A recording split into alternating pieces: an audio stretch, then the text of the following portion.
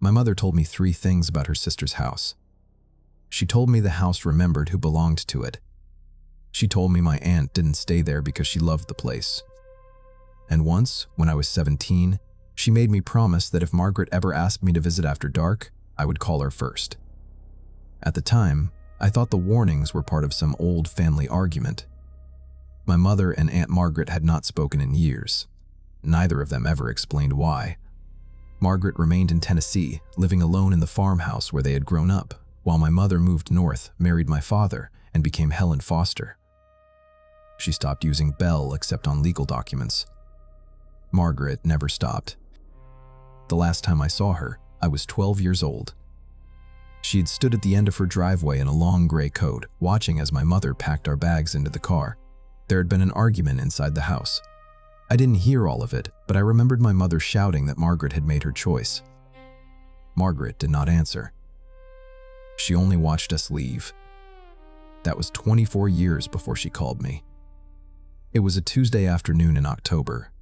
I was at work, halfway through a meeting, when my phone began vibrating against the table.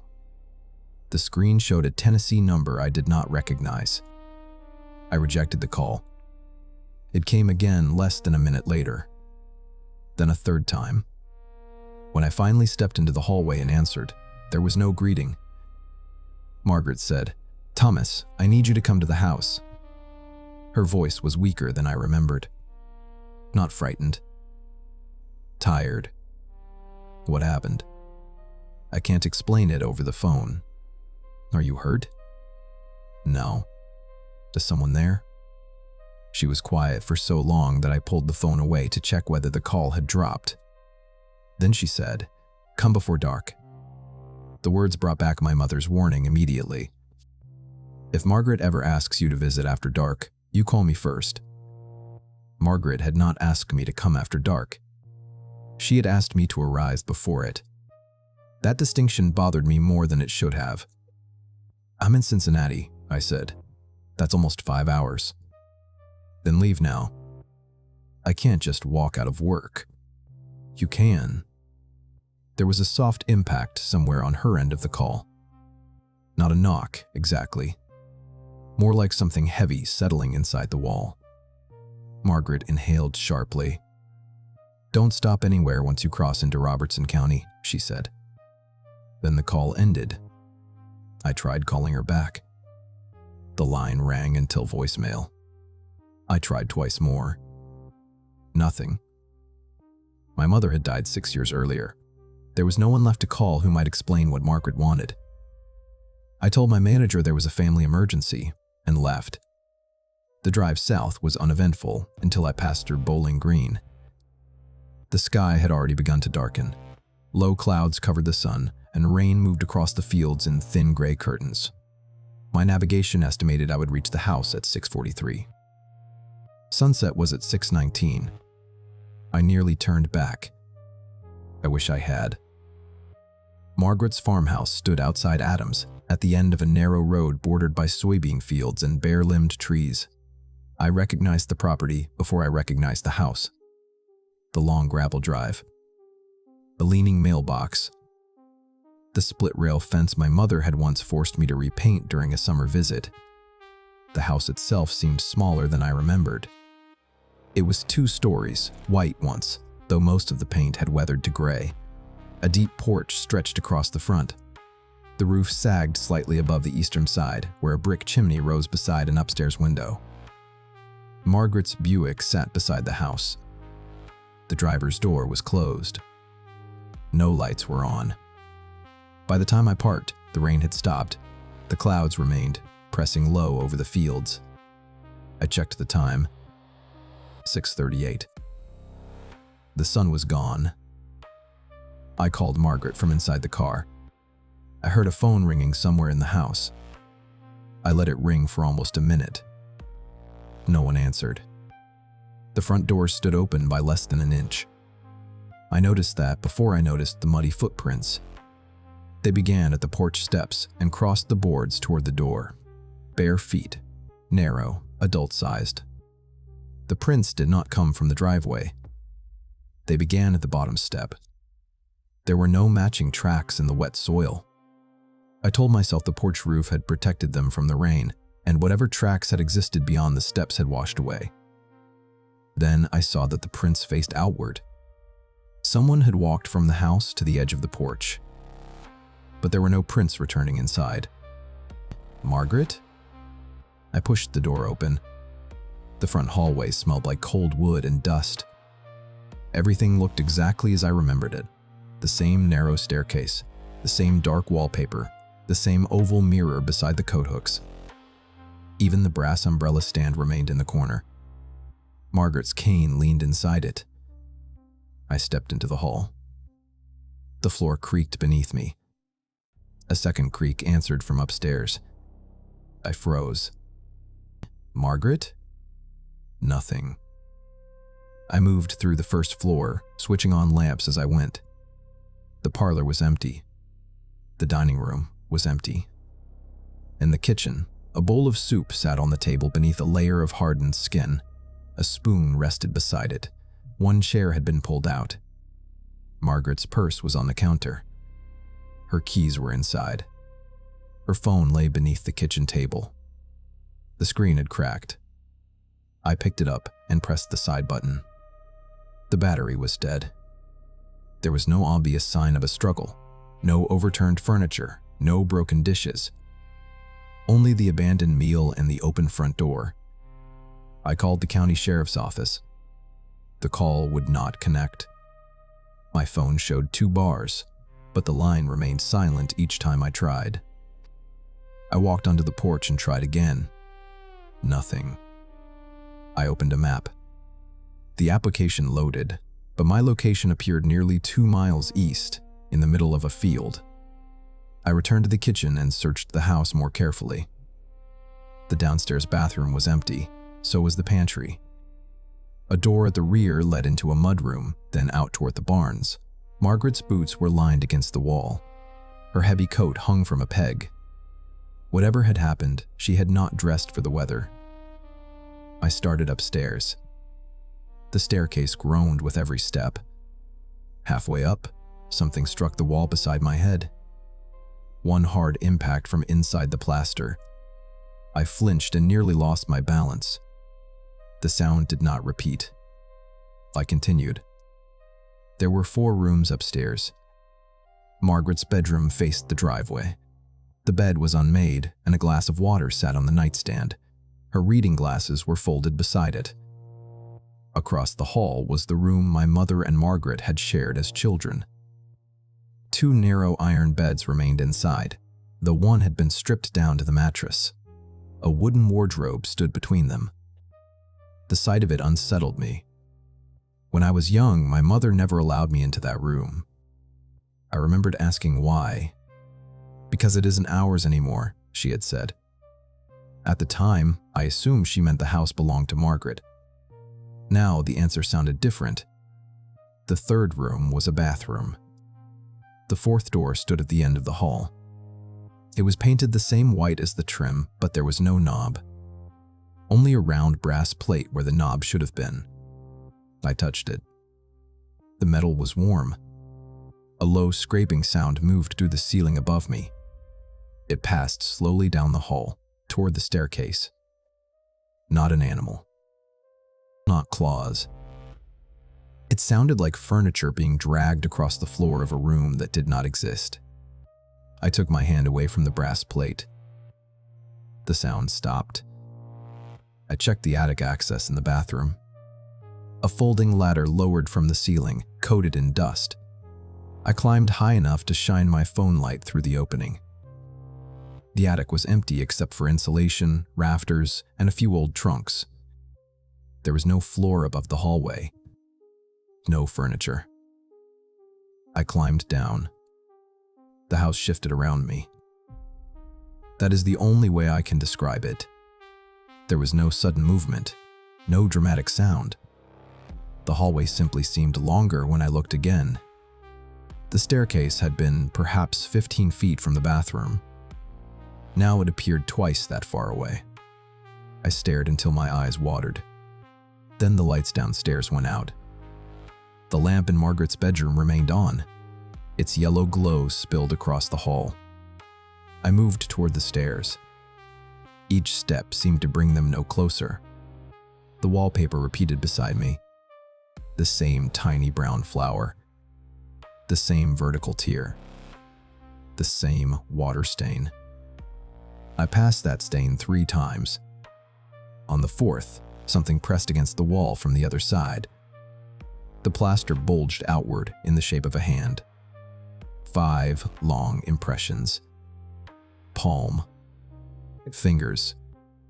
They slid along beside me. I ran. The hallway snapped back to its proper length, and I nearly fell down the stairs. I didn't search the barns. I didn't keep looking for Margaret. I grabbed my keys, got into my car, and drove. The gravel spat beneath the tires as I accelerated toward the road. I reached the mailbox, turned left, and followed the narrow lane north. My phone still had no service. I drove for 7 minutes before I passed a split-rail fence. Then a leaning mailbox. Then Margaret's driveway.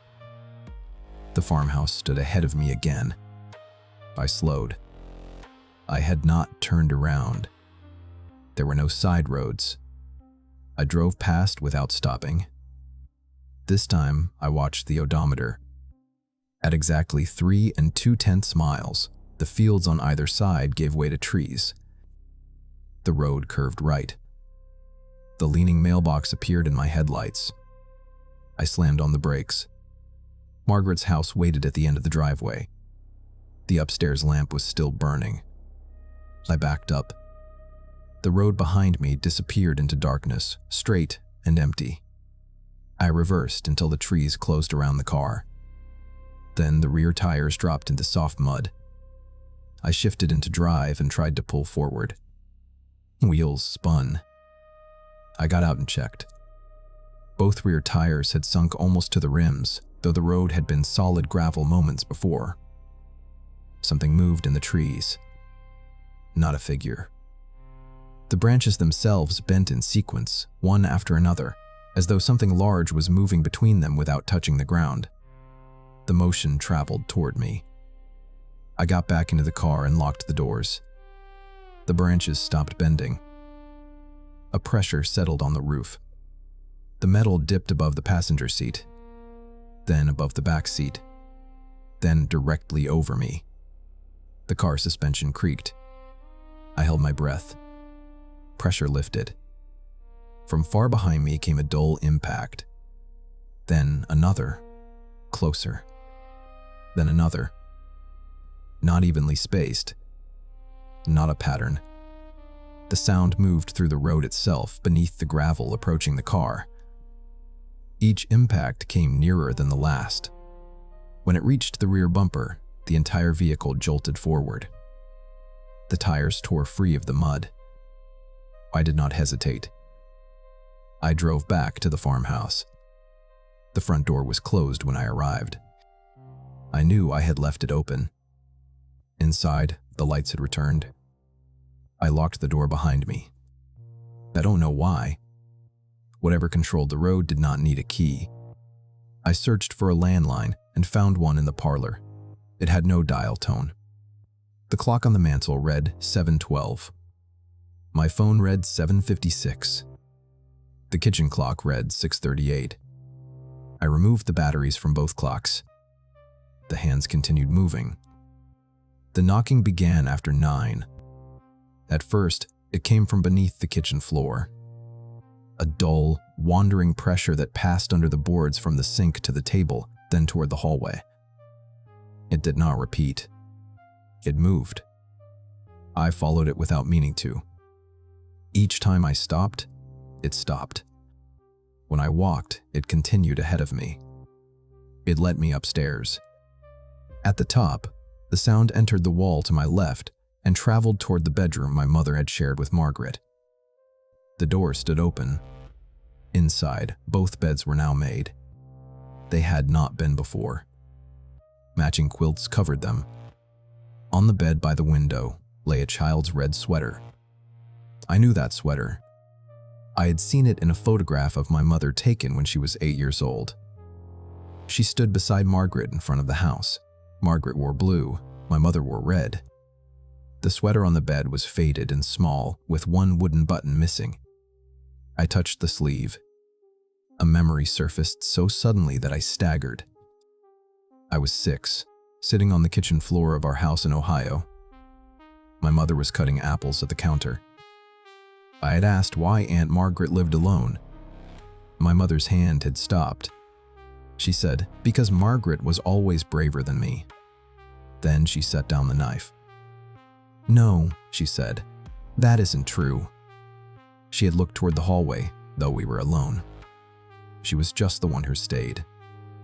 The bedroom door slammed behind me. I spun and grabbed the knob. It would not turn. The walls began to creak. Not the ordinary settling of an old house. The room contracted. The wardrobe inched closer to the beds, the ceiling lowered by degrees. The wallpaper wrinkled as if the plaster beneath it were drawing inward. I threw my shoulder against the door. It held. Something pressed down on the mattress behind me. Springs groaned. I looked over my shoulder. The bed was empty.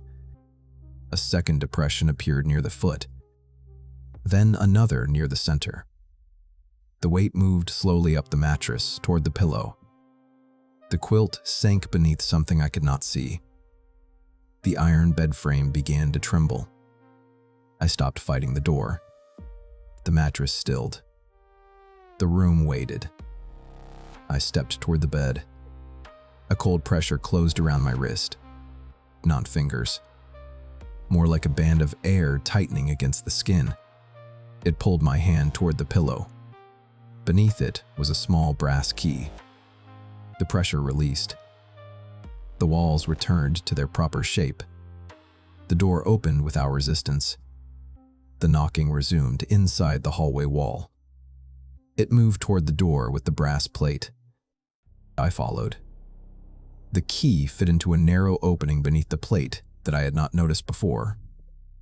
The lock turned. The door opened inward. Behind it was not a room. It was a staircase descending into darkness. That was impossible. I was on the second floor. The stairs should have continued through the kitchen below. Cold air rose from the opening. It smelled of earth, lamp oil, and something faintly sweet. Apples. The knocking traveled downward. I considered closing the door. Then I saw Margaret's slipper on the third step. I turned on my phone light and descended.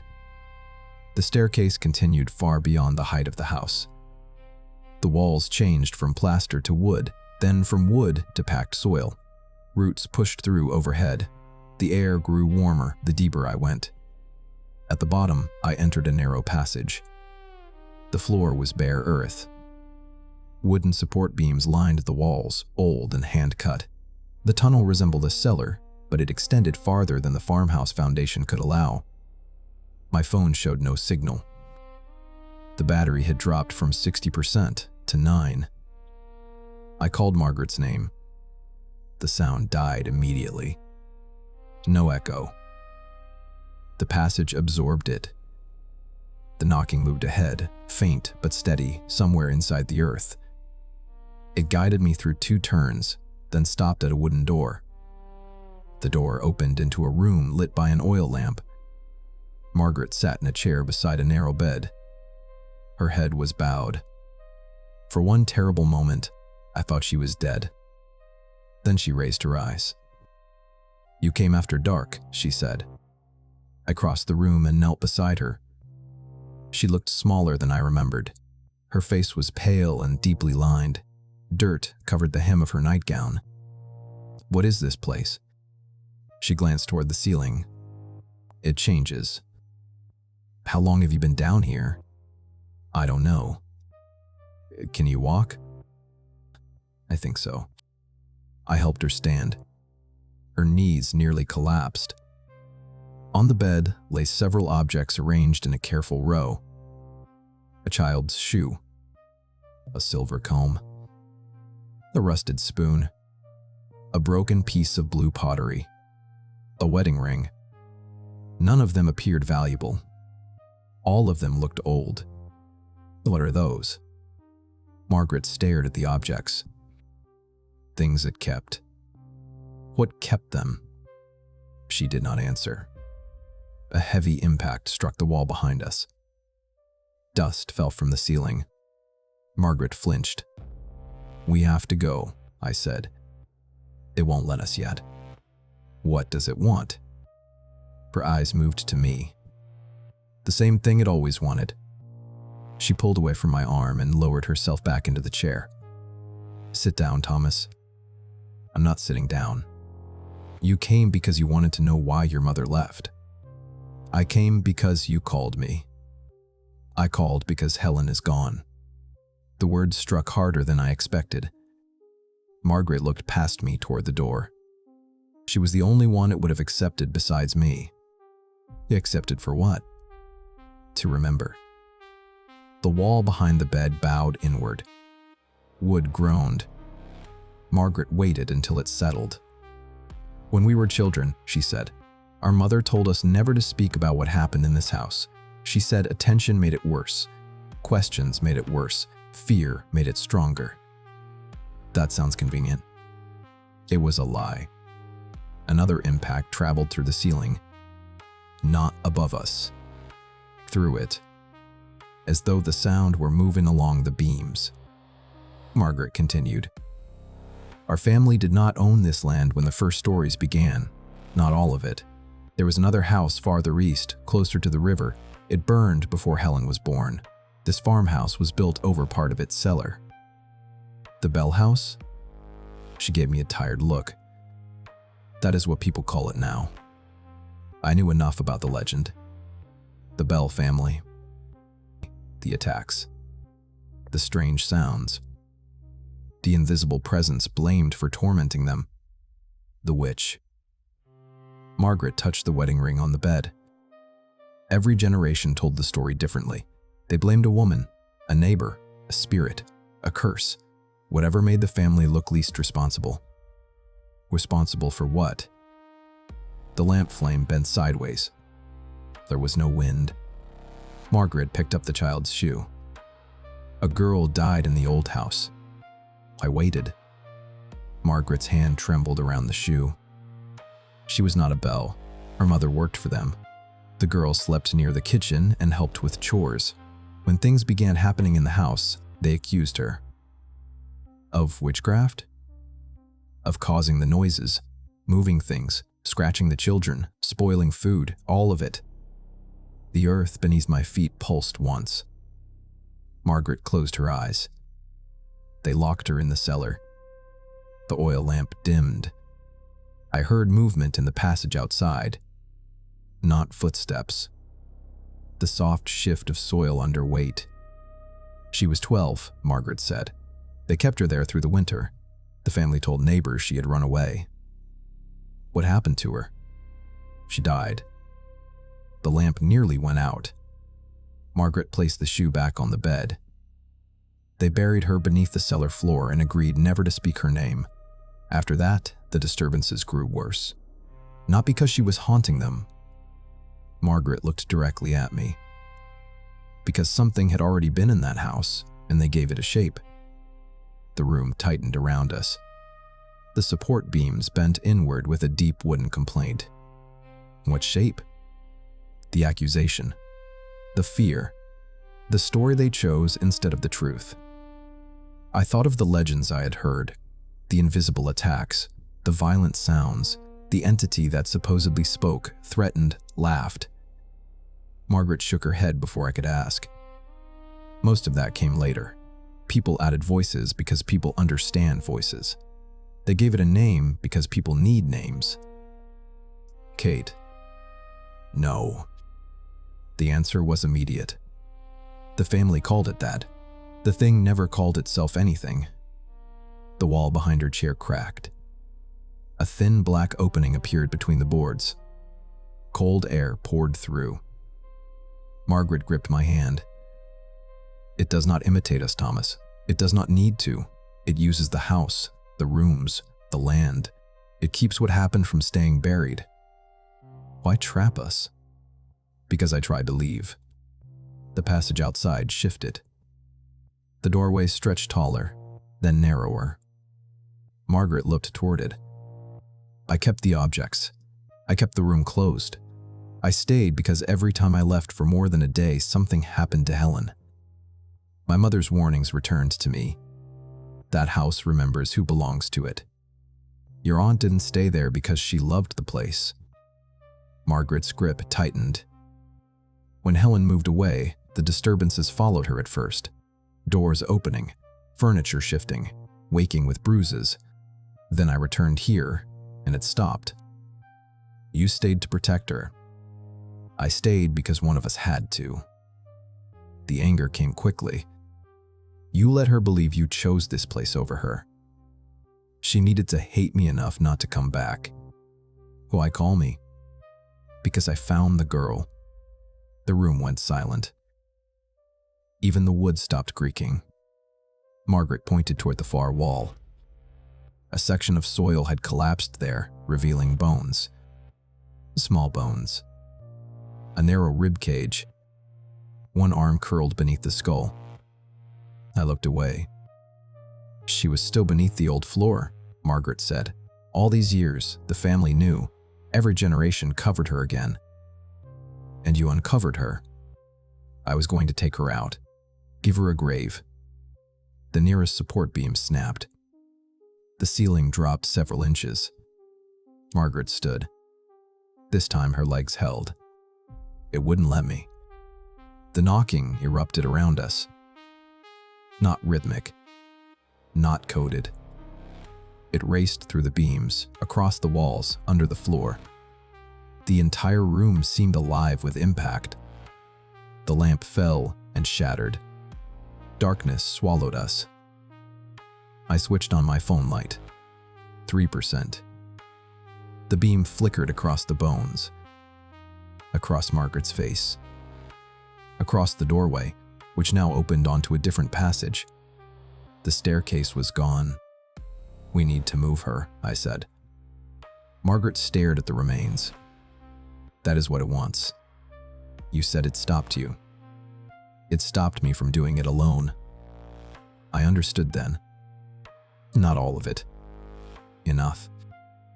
The house had brought me there because Margaret was no longer strong enough. The two of us knelt beside the grave. The soil around the bones was damp and loose. Margaret lifted the skull while I gathered the remaining bones into the old quilt from the bed. As soon as we touched them, the room began collapsing. Soil poured through cracks in the walls. The bed overturned. The chair shattered against the far wall. We wrapped the remains and carried them into the passage. The tunnel changed around us. It narrowed until we had to walk sideways. It climbed, then dropped. At one point, the walls opened into the upstairs hallway, though we were still underground. I saw the door to my mother's childhood bedroom standing upright in the earth. Behind it, the two beds pressed against opposite walls, while the floor between them stretched impossibly deep. The red sweater hung above that darkness. Margaret pulled me past. Don't stop. The phone light died. We moved in complete darkness. The knocking traveled through the soil beside us, not leading now, but driving us forward. When we slowed, the walls pressed inward. When we moved, they released. My shoulders scraped wood. Margaret stumbled. The bundle shifted in my arms, and a small hand bone slipped free. It struck the ground. Every sound stopped. Margaret whispered, "Pick it up." I crouched and searched blindly. My fingers moved through cold soil. Something touched the back of my hand. Not air. Skin. A small palm rested over mine. I froze. The touch remained for 1 second. Then my fingers closed around the bone. The passage opened. Faint gray light appeared ahead. We emerged through the cellar beneath the farmhouse just before dawn. I had entered through an impossible staircase on the second floor. We came out behind a shelving unit near the furnace. Margaret leaned against the wall, gasping. The bundle in my arms felt almost weightless. We carried it outside. The front door opened before we reached it. The sky was pale over the fields. For the first time since arriving, I heard ordinary sounds. Birds.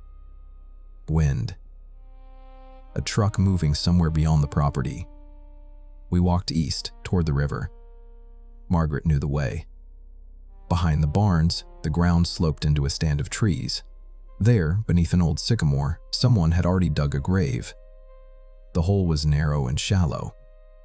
Fresh soil lay piled beside it. Neither of us had done it. We lowered the remains into the earth. Margaret removed the wedding ring from her pocket and placed it inside the quilt. "Was that hers?" I asked. "No." "Then whose was it?" "Our great-grandmother's." I looked at her. "She knew," Margaret said. "She helped cover the grave the last time it was found. We buried the girl. There was no prayer. We did not know her name. That was the final cruelty. The family had erased even that. When the grave was filled, the house made one last sound. A deep crack rolled through the foundation. The eastern chimney split from top to bottom. Bricks fell across the roof. Then everything became still. My phone found a signal. The sheriff's office answered on the first attempt. I told them I had found my aunt confused and injured on her property. I did not mention the cellar. I did not mention the bones. Margaret refused medical treatment until we reached the road. The ambulance met us near the mailbox. She died 3 days later in the hospital. Her heart, they said. Age and exhaustion. Before she died, she asked me whether the house was quiet. I told her it was. That was a lie. The county investigated the grave after I reported it. The remains belonged to a girl between 11 and 13 years old. They estimated she had died sometime in the early 19th century. There was no record of her. No missing child. No servant listed in surviving household documents. Nothing. The farmhouse was condemned after the chimney collapse. I arranged for it to be demolished. The crew arrived in December. The first excavator failed before reaching the porch. Its hydraulic lines burst all at once. A second machine made it as far as the kitchen before the operator refused to continue. He said the floor had moved beneath him. The company quit. A different crew came in January. They removed the roof and most of the western wall. When they returned the next morning, the western wall was standing again. Not repaired. Standing. The same boards. The same nails. The same weathered paint. No one agreed to return after that. The house remains on the property. I own it now. Margaret left no will, and I was her closest surviving relative. I have never slept there again. But I visit once every autumn. I clear the grave. I replace the stones after winter shifts them. I walk through the house before sunset and make sure the eastern door remains open. The impossible staircase is gone. Behind the door is a small, empty bedroom. No furniture. No brass plate. No lock. The house has not trapped me since we buried the girl. The road does not loop. The walls do not change. The knocking rarely returns. Rarely. Last October, I found one of Margaret's kitchen chairs in the upstairs hallway. It faced the open eastern room. I carried it downstairs. When I returned to the hall, it was there again. That night, I called a historian who had been helping identify the girl. He told me they had found a reference in an old church ledger. Not her name. Only a line noting that a local family had paid for the burial of a colored servant child in the winter of 1818. There was no grave location, no cause of death, no family name. I thanked him and ended the call. Then something struck the wall beside me. A single heavy impact. The sound traveled downward through the house, across the floor, through the foundation. out beneath the yard. It stopped beneath the sycamore tree. I stood in the hallway until dark. The chair did not move again. I used to believe the house wanted the truth uncovered. I no longer think that is quite right. Truth is too clean a word for what happened there. The house does not care about confession. It does not care whether anyone believes the story. It remembers what people try to bury. It remembers who carried the dirt. It remembers who looked away. And it remembers who belongs to it. My mother escaped because Margaret stayed. Margaret escaped because I came. One day, the house may decide that means it is my turn. When that happens, I already know what I'll do. I will go before dark, and I will not bring anyone with me. Thank you for listening to Hushed Hollows. If you enjoyed this story, subscribe for more original cryptid horror, haunted folklore, and unsettling tales from places best left undisturbed. Let us know in the comments which legend, haunting, or cryptid you think we should explore next. Until next time, keep the lights low, the doors locked, and listen carefully when the house begins to remember.